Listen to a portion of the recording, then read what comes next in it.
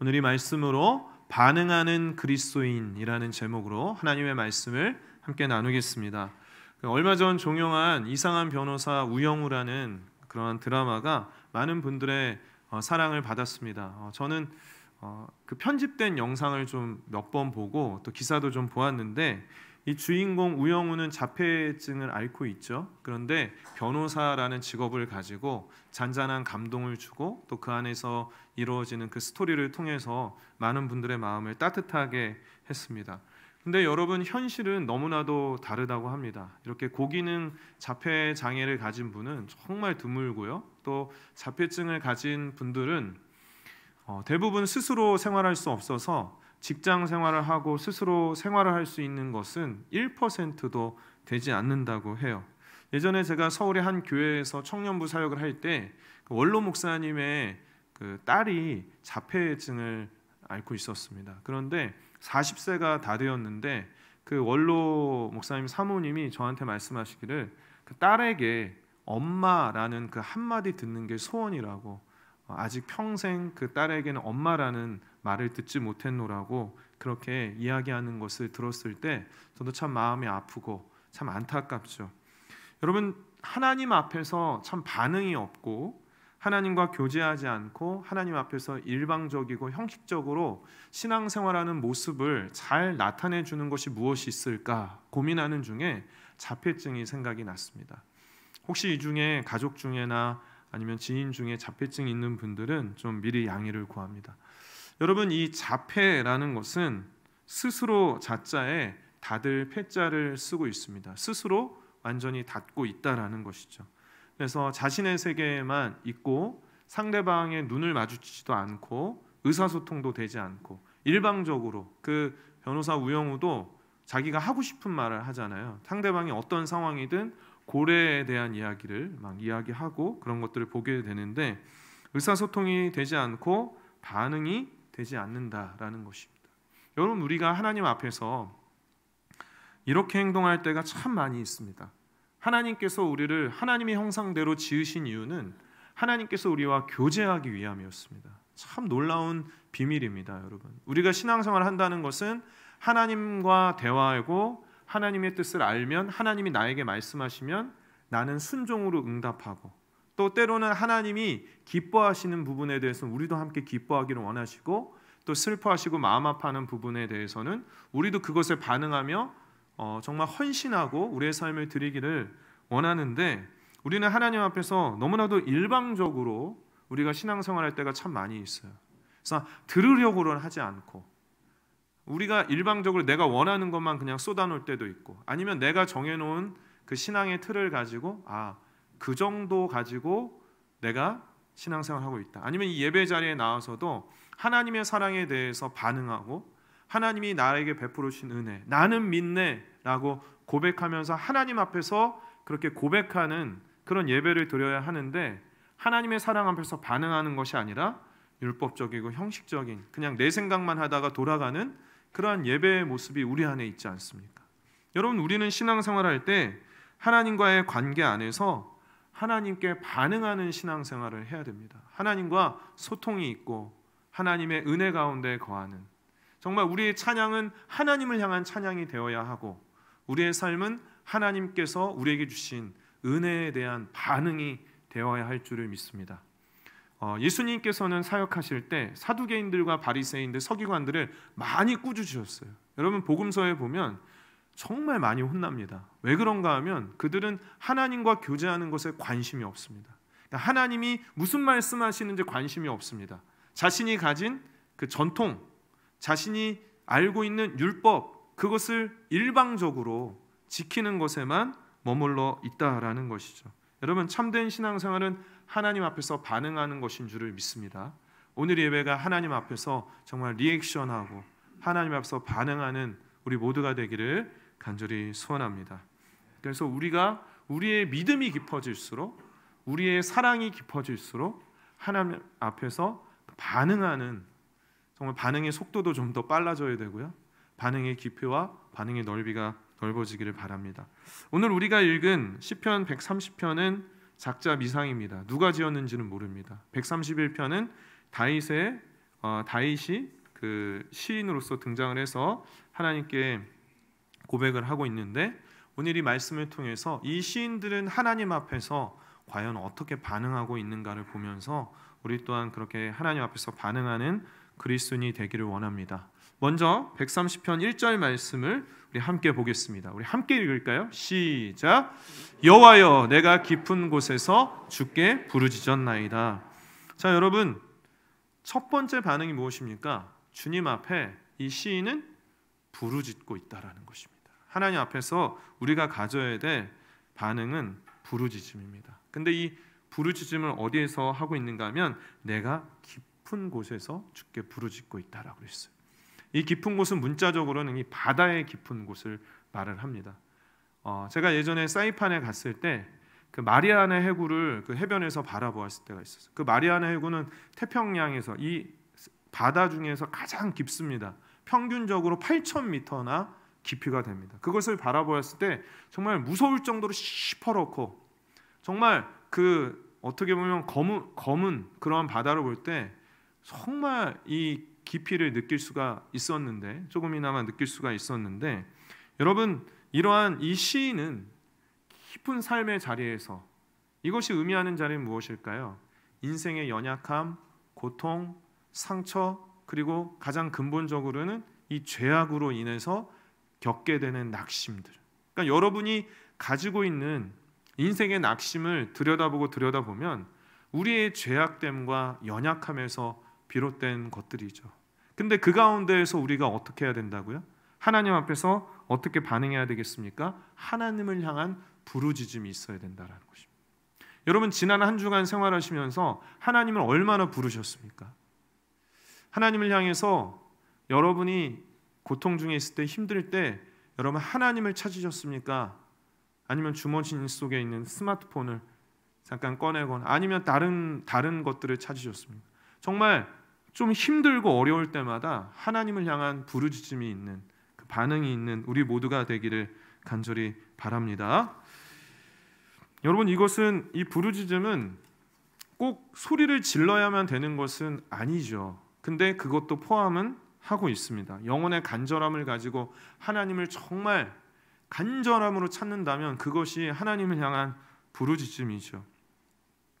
근데 여러분, 기도할 때 때로는 소리를 내어서 하나님을 부르시기를 바랍니다. 주여, 하나님, 아버지, 이렇게 부르짖음이 있길 바랍니다. 예전에 제가 청년 사역을 할 때 목요일마다 기도를 했는데, 목요 청년 기도회 해서 목청 기도회라고 했어요. 그래서 목청을 높이자. 그리고 한 달에 한 번 마지막 주 목요일은 산기도를 갔습니다. 그래서 안수 집사님 감사하게도 25인승을 운전해 주시고 그 버스에 딱 타서 청계산에 가잖아요.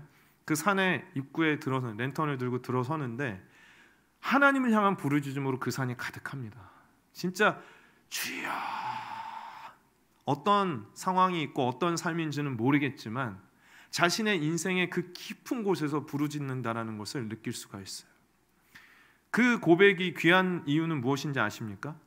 그 고백이, 주여라는 고백이, 하나님, 나에게는 소망이 없습니다, 하나님 없으면 나는 못 삽니다 라는 그 영혼의 깊은 자리에서, 절망의 자리에서, 때로는 육신의 연약함과 어려움 가운데서 하나님을 향한 그 부르짖음이 얼마나 귀한지요. 가서 청년들과 우리가 늘 가는 자리가 있어요.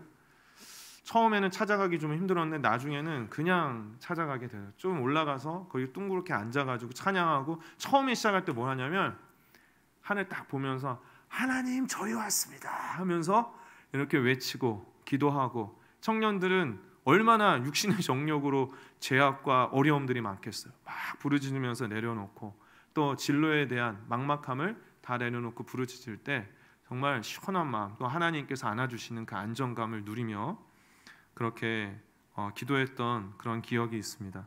여러분, 하나님께서는 부르실 때 우리 가운데 응답하신다고 하셨습니다. 이사야 58장 9절 말씀에 내가 부를 때에는 나 여호와가 응답하겠고 내가 부르짖을 때에는 내가 여기 있다 하리라. 여러분, 그 하나님 앞에서 부르짖음이 있으시기를 바랍니다. 한 주간 살아가시면서 여러분 힘들 때, 고통스러울 때 하나님을 부르시고 하나님 부르짖으십시오. 그 반응이 없으면 어떻게 여러분 살아가시려고 하십니까? 어디에서 여러분이 도움을 얻으시겠습니까? 하나님을 향한 부르짖음의 반응이 있으시기를 바랍니다. 어린아이가 다쳤어요. 피가 철철 납니다. 힘듭니다. 그런데 아빠 엄마를 부르고 있지 않다면 그 아빠 엄마는 얼마나 마음이 아프겠습니까? 하나님의 마음이 그럴 것입니다. 여러분에게 어려움이 있는데, 고통이 있는데 하나님 부르지 않고 있다면 하나님께서 정말 그 반응을 보시기를 원하실 것입니다.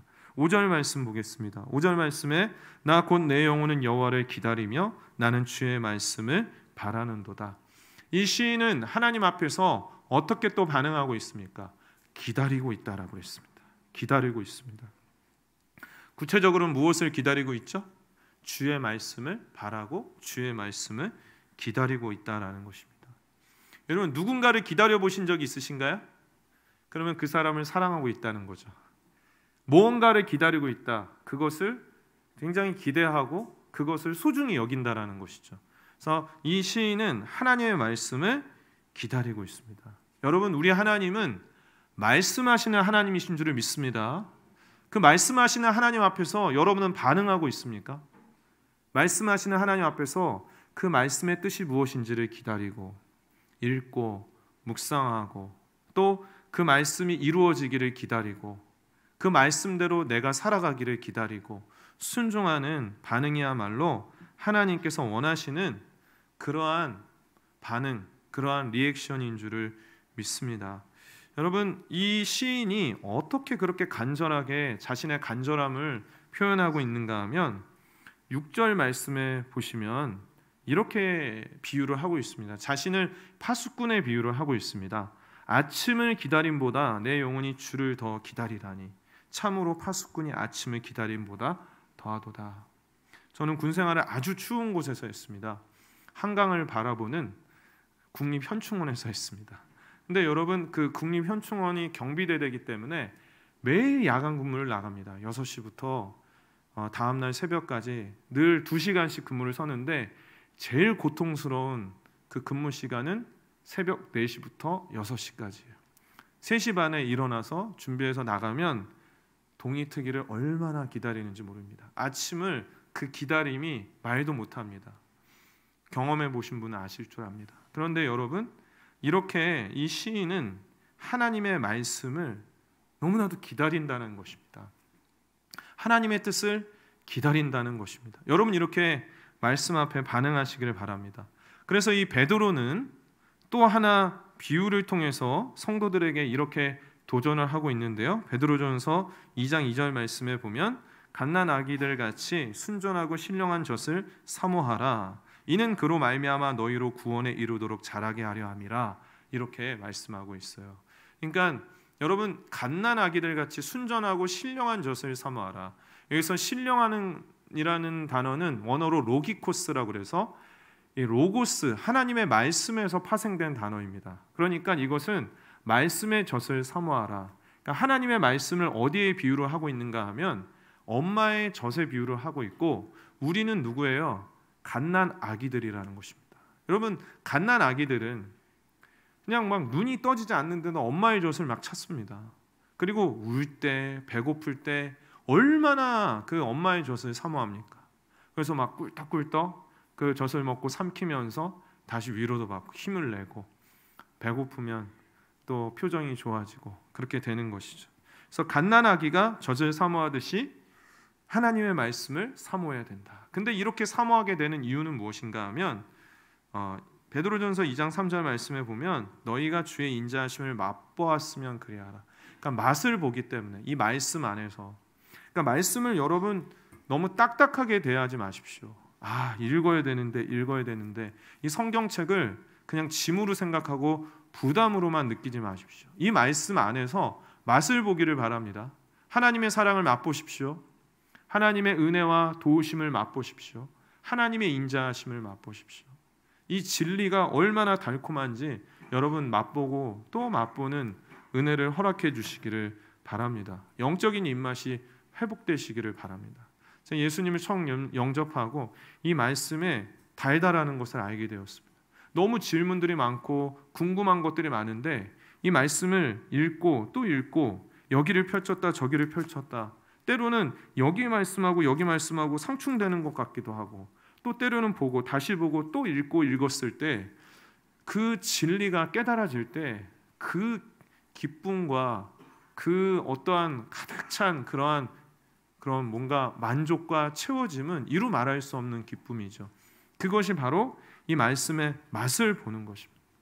여러분, 하나님의 말씀 안에서 이 성경 말씀을 설교 시간뿐만이 아니라 개인적으로 묵상하고 이 말씀을 붙들 때 이 성경 안에서 은혜의 맛을, 사랑의 맛을, 또한 위로의 맛을 누리시기를 간절히 바랍니다.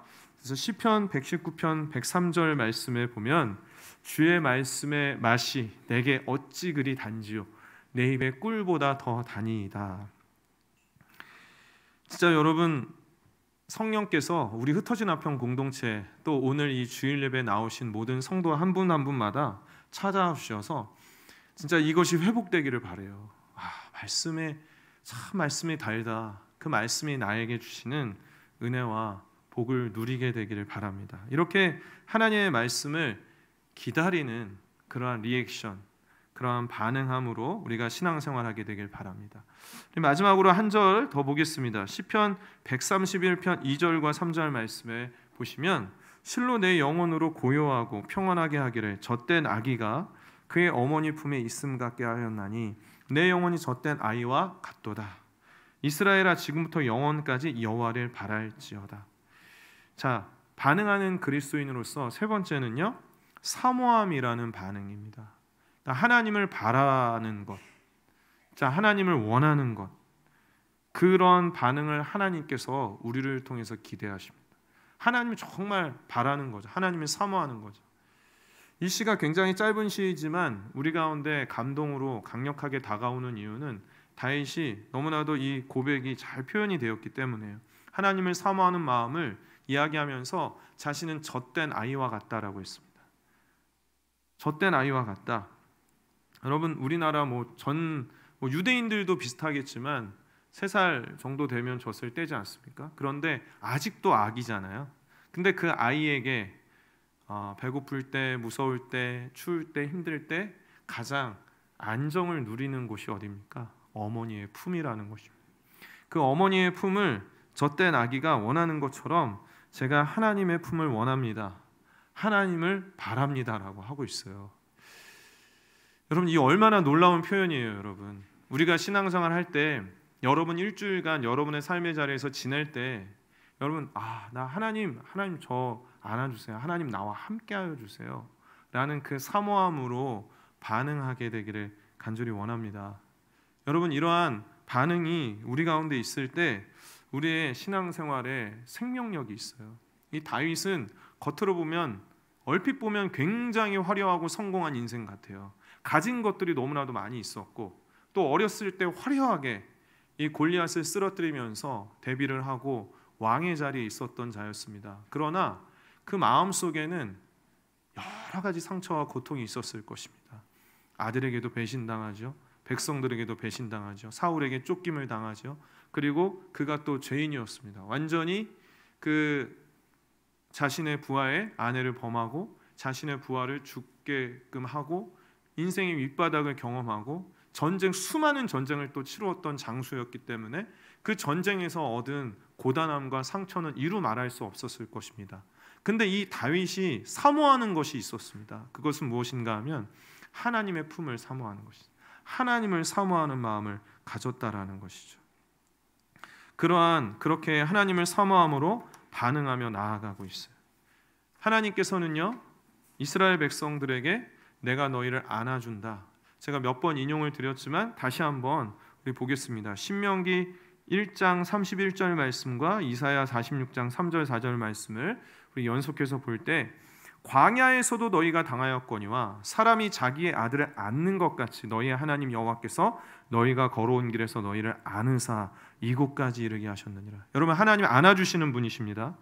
이사야 46장 3절 4절 말씀에 보면 야곱의 집이여 이스라엘 집에 남은 모든 자여 내게 드릴지어다. 배에서 태어남부터 내게 안겼고 태에서 나무로부터 내게 업힌 너희여 너희가 노년에 이르기까지 내가 그리하겠고 백발이 되기까지 내가 너희를 품을 것이라.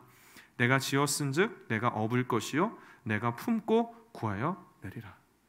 어린아이를 품어주시고 업어주고 안아서 인도하는 것과 같이 하나님이 그렇게 해주시겠다는데, 여러분 모른 척하고 여러분 나름대로 여러분의 인생을 계획하고 여러분이 어떻게 해보시려고 하시겠어요? 아니죠. 어떻게 반응해야 되겠습니까? 하나님을 사모함으로 나아가야 되는 것입니다. 여러분, 그래서 신앙생활을 할 때 우리 여성분들이 좀 더 신앙생활에 대체적으로 좀 더 뜨거움이 있고 신실함이 있는데, 하나님을 더 관계적으로 생각하고 하나님 품에 더 안기고 하나님께 더 가까이 가고자 하는 그런 마음이 있어서인 것 같아요. 여기에 있는 남성분들, 한 주간 하나님 품 안에 거하시기를 바랍니다. 평생토록 하나님의 사랑 안에 거하시길 바랍니다. 힘들면 하나님을 찾으십시오. 하나님의 품을 사모하십시오. 지난 금요일과 토요일 1박 2일로 전도팀 수련회를 다녀왔습니다. 근데 진짜 지난주에 담임 목사님께서 자연 계시 속에 나타난 하나님의 영광이라는 그 주제로 말씀을 전해주셨는데, 그대로 저희가 경험하고 왔어요. 막 갈 때는 비가 왔습니다. 근데 언제 비가 내렸는지 푸른 하늘을 확 주시는데요. 꽃밭에 갔는데 그 꽃들이, 저 평소에 그 꽃을 그리 좋아하지 않거든요. 관심이 없습니다. 근데 꽃밭을 보는 순간 와, 하나님이 정말 놀라운 그 하나님의 그런 위로, 하나님의 사랑을 또 느낄 수가 있었어요. 그리고 나서 맛있는 음식도 먹고 좋은 풍경도 보았지만, 하이라이트는 제가 그 수련회 갈 때 숙제를 내드렸는데 구원 간증문 한 장씩 가져오시라고, 써서 오시라고 했는데, 라이프 스토리도 나누고 마지막에 이제 늦은 밤 구원 간증문 함께 나누는데요, 한 분 한 분마다 어찌 그렇게 하나님이 그렇게 안아주시고 여기까지 인도하셨는지. 어린 시절에 때로는 건강도 안 좋았고 어려웠고 가정 형편도 힘들었고 때로는 불교에 계셨던 분도 계셨고, 어떠한 상황 가운데 있을지라도 그러한 상황 가운데에서 여기까지 안아주신 하나님의 그 손길과 은혜를 함께 나누며 그 앞에서 우리가 반응하며 감사하며 기도하고, 또 우리에게 주신 이 은혜와 복음을 우리도 전하게 하옵소서 기도했을 때, 하나님 앞에서 그렇게 반응했을 때 정말 저의 고백입니다. 다른 팀원들도 마찬가지로 저는 이 마음속에 가득 채워지는 그러한 은혜를 경험하고 왔어요. 왜 그랬을까요? 하나님 앞에서 반응하고 나를 인도해 주신 그 하나님을 향한 사모함이 다시 한번 저에게 생겼습니다. 오늘 본문 말씀의 시편 130편 7절 말씀에서도 이스라엘아 여호와를 바랄지어다. 여호와께서는 인자하심과 풍성한 속량이 있습니다.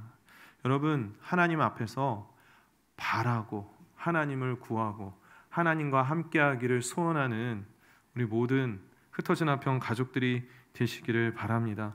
젖된 아기가 엄마의 품을 찾듯이, 그리고 젖 먹는 아이가 정말 그 엄마의 젖을 찾듯이 하나님의 말씀을 사모하고 기다리게 되기를 간절히 원합니다. 여러분, 하나님께서는 우리와 교제하기를 원하십니다. 신앙생활 할 때 일방적으로 마치 바리새인 서기관들처럼 정해진 틀, 율법, 행위만 하고 끝나는 것이 아니라 하나님 앞에서 부르짖고 하나님의 말씀을 기다리고 하나님을 찾고 구하고 하나님을 사모하는 우리 흩어진 화평 공동체 되기를 소원합니다. 함께 기도하겠습니다.